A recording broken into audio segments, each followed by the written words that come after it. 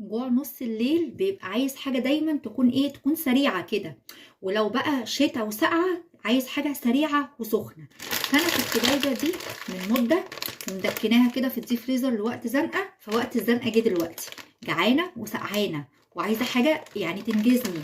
فدي بطاطس اللي هي بتكون زي البانيه كده، بطاطس بانيه ومحشية سبانخ من شركة بسمة. فطلعتها، انا مش عارفه هتطلع حلوه ولا لا، بس انا جعانه وسقعانه، فاتمنى ان هي تطلع حلوه.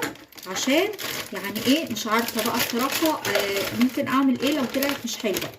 بس بصوا الكميه بتاعتها، الله كميتها كتيره. تعالوا كده نشوف فيها كام واحده. 1 2 3 4 5 6 7 8 9 10 11 12 13 14 15 16 17 تقريبا 18 واحده، تقريبا كده 18 واحده، هي 400 جرام. فانا بقى دلوقتي هعمل ايه، انا مش هقلي كتير، انا هقلي كام واحده بس وهدوقهم طبعا معاكم. لو عجبتني هقلي تاني، ما عجبتنيش هكون للاسف مضطره ان انا اكمل. يعني ان انا جوعي ده بتاع نص الليل واحد من دول.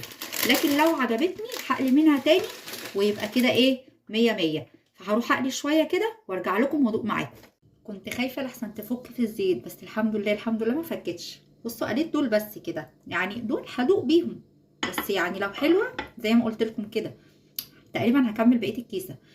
انا حاسه ان ريحتها حلوه قوي. عارفين لما تشموا ريحه حاجه كده محبشه فتفتح نفسكم اكتر ما انتوا جعانين؟ انا شامه الريحه دي، ريحتها حلوه قوي. بسم الله الرحمن الرحيم.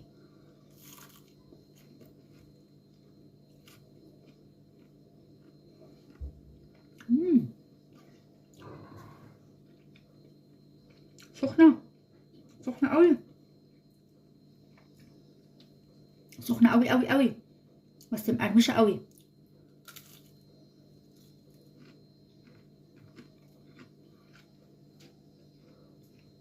امم عجبتني، طعمها حلو. بس عارفين مدياني الاحساس بايه مع انها طعمها حلو؟ انا مدياني احساس بان انا باكل فلافل ومش مستويه من جوه، معجنه.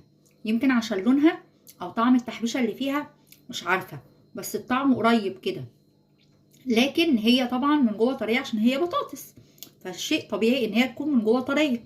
اكيد مش هتكون من جوه غير كده. بصوا شكلها، بس طعمها حلو قوي. امم امم رهيبه. امم جامده. عارفين بقى عايزه ايه؟ عايزه عيش فينو وتتعمل سندوتشات بس كده، وممكن جنبها كده يعني اقطع طماطمايه، ولا انقنق فيها حاف، مش عارفه. امم فظيعه. مهم. تحفه.